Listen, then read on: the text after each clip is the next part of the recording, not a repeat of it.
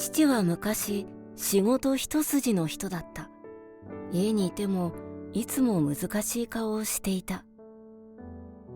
けれど孫が生まれてからの父はまるで別人みたいによく笑うようになった。娘が初めてピアノを弾いた日、よく頑張ったな。その声がこんなに優しかったなんて。気づけば私も45。父と同じように家族を見つめる年になった。